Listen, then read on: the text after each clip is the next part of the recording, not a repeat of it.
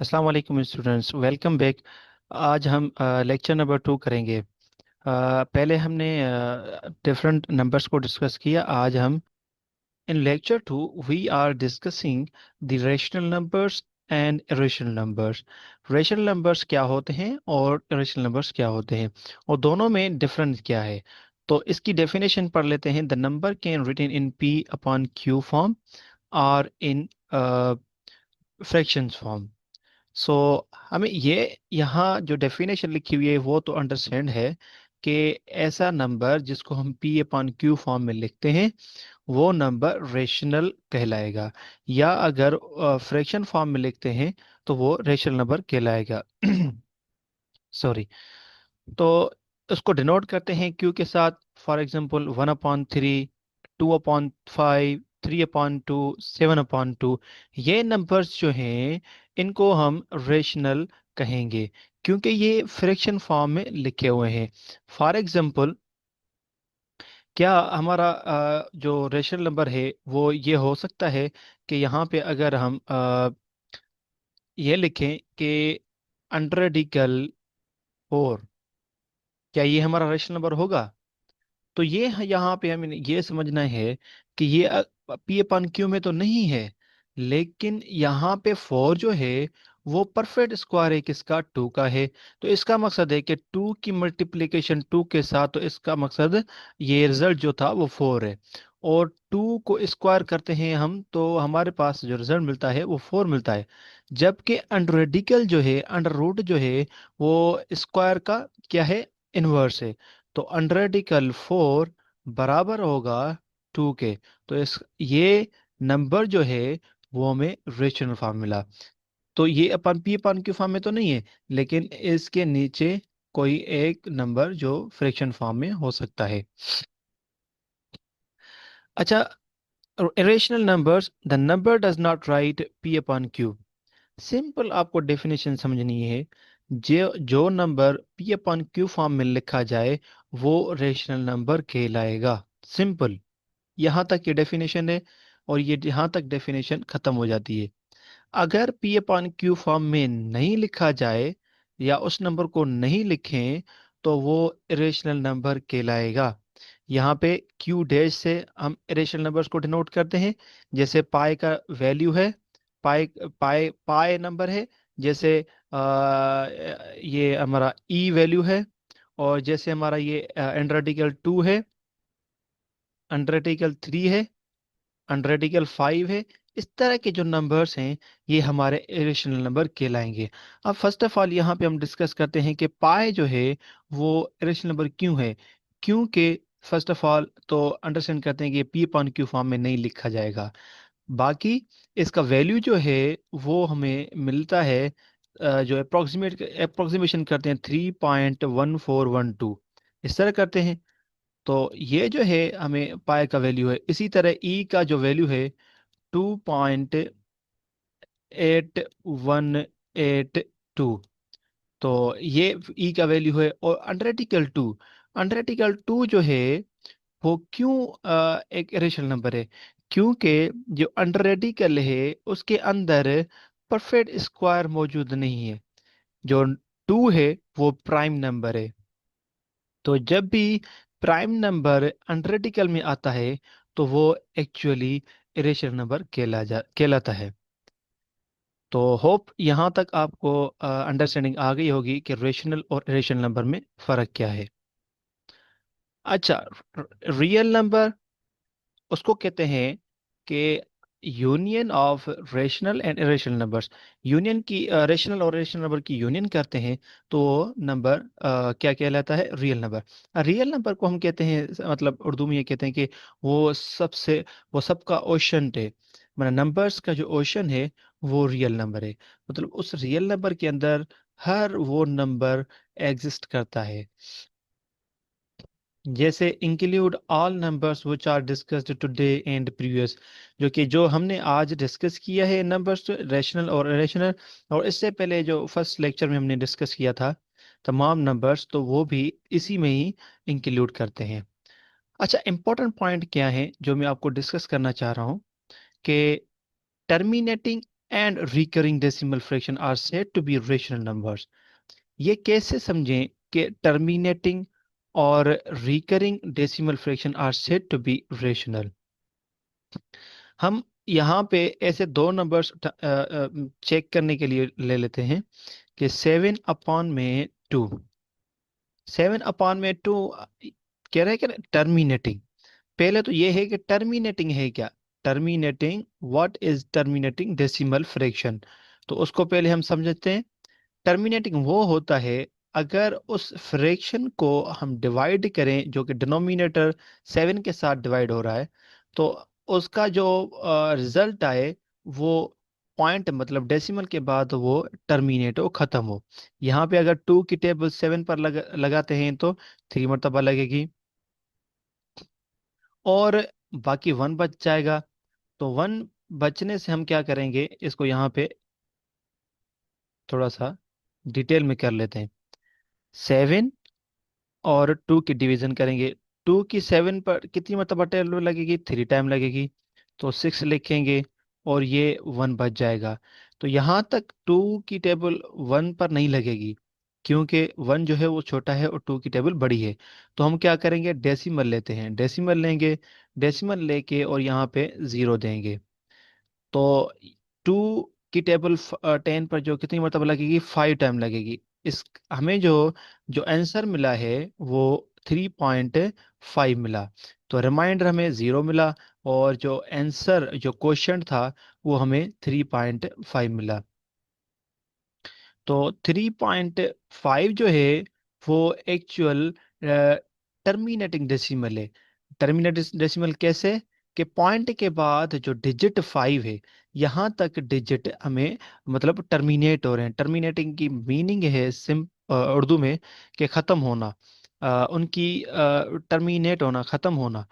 अगर रिकरिंग की बात करते हैं, रिकरिंग की मतलब रिपीटिंग, बार बार वो नंबर या डिजिट आना। तो जैसे 1/3 है, 1/3 को आप जब इसको डिवाइड करेंगे 3 को 1 के साथ, तो आपके पास जो रिजल्ट मिलेगा 0.333333। तो ये पॉइंट के बाद आप देख रहे हैं कि ये जो 3 है वो रिपीट हो रहा है। 3 के बाद 3, फिर 3 के बाद 3, 3 के बाद 3, 3 के बाद 3। मतलब डेसिमल, रिकरिंग डेसिमल फ्रैक्शन उसको कहा जाता है जो कि पॉइंट के बाद बार बार रिपीट हो रहा हो, वो एक रिकरिंग डेसिमल नंबर कहलाता है। तो इसमें यह कह रहा है कि टर्मिनेटिंग नंबर हो, टर्मिनेटिंग डेसिमल फ्रैक्शन हो, या रिकरिंग डेसिमल फ्रैक्शन हो, वो दोनों जो है वो रेशनल नंबर्स कहलाएंगे। अगर हम नॉन टर्मिनेटिंग की बात करते हैं या नॉन रिकरिंग की डेसिमल की फ्रैक्शन की बात करते हैं, तो वो इरेशनल नंबर कहलाएगा। वो कैसे, तो अगर आप अंडर आर्टिकल 2 जो है आप कैलकुलेटर में से निकालेंगे या इसको सिंथेटिक डिवीजन के जरिए सॉल्व करेंगे, तो आपके पास जो रिजल्ट मिलेगा वो इस तरह का मिलेगा 1 पॉइंट, और जो नंबर्स मिलेंगे बाकी और डिजिट्स मिलेंगे इस तरह, वो रिपीट नहीं होंगे, ना रिपीट होंगे, ना खत्म होंगे। मतलब इस पॉइंट के बाद, डेसिमल के बाद, वो नंबर जो हैं खत्म भी नहीं होंगे और ना ही रिपीट होंगे। तो वो नंबर जो है हमें हम उसको कहते हैं इरेशनल नंबर। पहले हमने सीखा कि पी अपॉन क्यू फॉर्म में लिखते हैं तो वो रेशनल नंबर है, और जिसको पी अपॉन क्यू फॉर्म में नहीं लिखते तो वो इरेशनल नंबर कहलाता है। और यहाँ पे मैंने एक नोट नोट इसलिए दिया कि यहाँ कभी कभार इस तरह का भी क्वेश्चन आ जाता है कि terminating decimal fraction is also called rational number, या recurring decimal fraction is also called rational number. Non terminating, non recurring, उसका रिजल्ट हमेशा वो जो आंसर होता है वो रेशनल होता है। तो अब हम जो हमने अभी थ्योरी में जो डिस्कस किया है उसको हम प्रैक्टिकल एग्जांपल जो है वहाँ पे थोड़ा सा एमसीक्यूज समझ लेते हैं कि किस तरह के पॉसिबल एमसीक्यूज हो सकते हैं। या मैंने यहाँ पे वो भी एमसीक्यूज मेंशन किए हैं जो रिपीटेड अक्सर जो टेस्ट में आते हैं, टेस्ट कंडक्ट की जाती है तो वहाँ पे एमसीक्यूज अपीयर होते हैं। तो फर्स्ट क्वेश्चन है, रेशन नंबर इज, आप बताएंगे कि इसमें से कौन सा रेशनल नंबर है।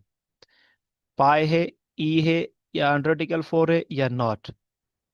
हमने रेशनल नंबर पढ़ा था कि वो पी अपॉन क्यू फॉर्म में होना चाहिए, यहाँ तो पी अपॉन क्यू फॉर्म में कोई भी नहीं है, तो ये नहीं होगा क्योंकि ये इरेशनल नंबर है।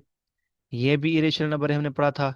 तो यहाँ पे देखें कि फोर अंडर रेडिकल अंदर है, और फोर जो है वो परफेक्ट स्क्वायर है, इसका मकसद है कि इसका आंसर जो होगा वो टू होगा। तो टू जो है वो कंप्लीट नंबर है, इसका मकसद है कि ये रेशनल नंबर होगा। Right. A rational number between three and four, कि कौन सा रेशनल नंबर है जो थ्री और फोर के बीच में आएगा? Three upon two, four upon three, या सेवन अपॉन टू? अब यहाँ पे हिंट क्या है? टू की टेबल थ्री पर लगाएं तो फर्स्ट क्या लगेगी? वन पॉइंट, इस तरह लगेगी। अगर थ्री की टेबल फोर पर लगाएं, थ्री की टेबल फोर पर लगाएंगे तो वन और फिर पॉइंट आएगी।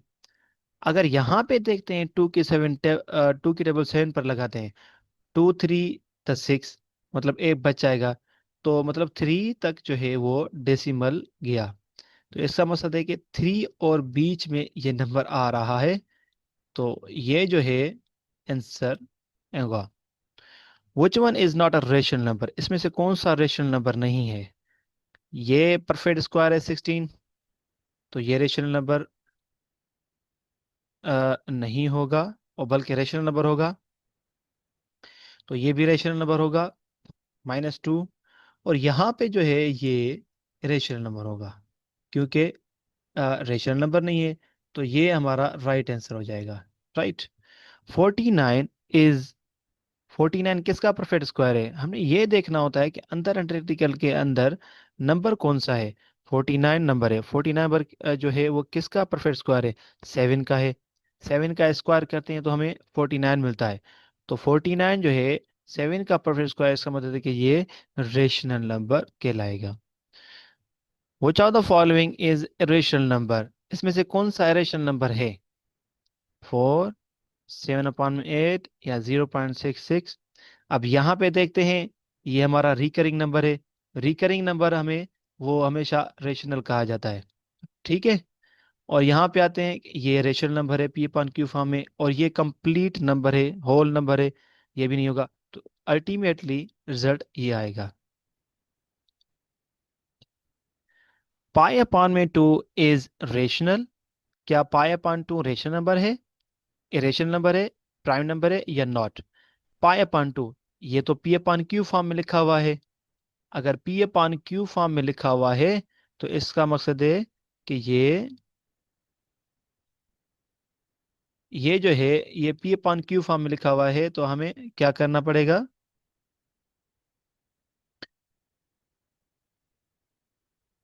Pi upon two P upon q form में लिखा हुआ है, और हमने पढ़ा है कि पाई रेशनल नंबर है।